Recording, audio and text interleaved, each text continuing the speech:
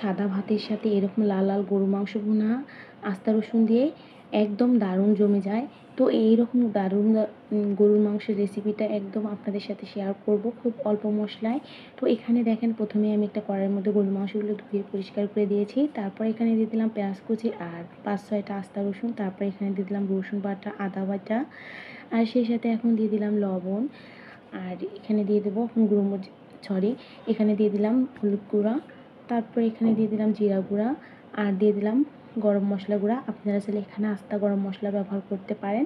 তারপর এখানে দিয়ে দিলাম ধনিয়া গুঁড়া আর এখন দিয়ে দিব গুঁড়ো মরিচের গুঁড়া। গুঁড়ো মরিচের গুঁড়াটা একটু বেশি পরিমাণে দিতে হবে, এতে করে স্পাইসি হবে, খেতে ভালো লাগবে। তারপর এখানে তেল দিয়ে দিলাম। তেলটা ভালোভাবে দিয়ে এখন মেখে চেখে মাংসটাকে নিব। তো মাংসটা সুন্দরভাবে মাখাতে হবে।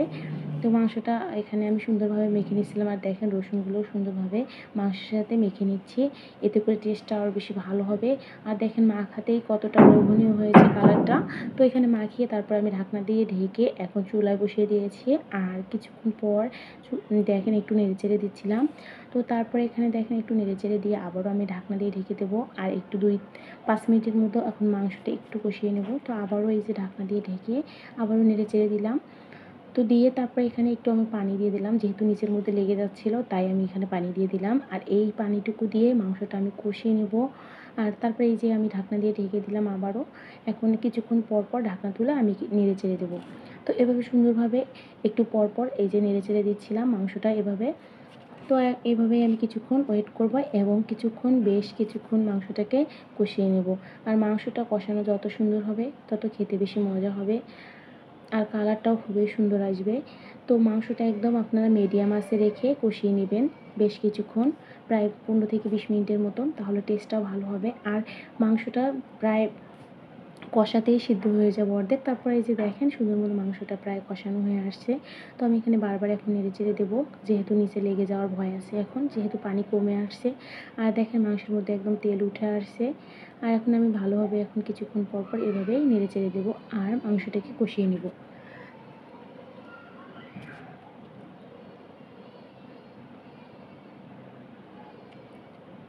তো কিছুক্ষণ পর আবারও আমি এই যে মাংসটা আরেকটু নেড়েচেড়ে দিলাম, দিয়ে এখন আমি ঢাকনা দিয়ে ঢেকে দেবো লো হিটে রেখে, একদম লো হিটে রেখে এরকম 4-5 মিনিট একটু লো হিটে রেখে আবারও ঢাকনা তুলে আমি এখন এই যে দেখেন ভালোভাবে নেড়েচেড়ে নিলাম। এখন দেখেন মাংসটা আমার ফাইনালি একদম সুন্দর করে লাল লাল করে কষানো হয়ে গেছে। এখন আমি এখানে দিয়ে দেবো পানি, আর এই পানিটাতে মাংসটা সিদ্ধ হয়ে যাবে। তো এখানে এই যে দেখেন আমি পরিমাণ মতো এই যে সুন্দর মতো পানি দিয়ে দিলাম, দিয়ে ভালোভাবে 4-5 নেড়েচেড়ে দিলাম। দিয়ে এখন আমি আবারও সুন্দর করে নেড়েচেড়ে দিয়ে ঢাকনা দিয়ে ঢেকে দেব আর মাংসটা ভালোভাবে সিদ্ধ করে নেব। মাংসটা এমনভাবে সিদ্ধ করে নেব যাতে হাত দিয়ে চাপলেই মাংসটা একদম সুন্দর মতো খসে আসে। তারপরে এখানে আমি দিয়ে দিলাম 4-5টা কাঁচামরিচ আস্তা।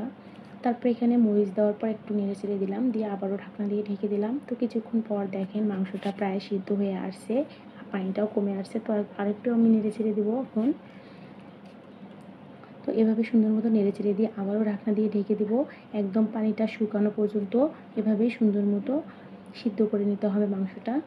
তো কিছুক্ষণ পর দেখেন একদম মাংসটা শুকিয়ে একদম সিদ্ধ হয়ে গেছে। তো আমি এখন আবারও একটু নেড়েচেড়ে কষিয়ে নেব কিছুক্ষণ। তো এইভাবে সুন্দরভাবে মাংসটা কষানো হলে তারপরে এখানে আমি দিয়ে দেবো ঝোলের পানি।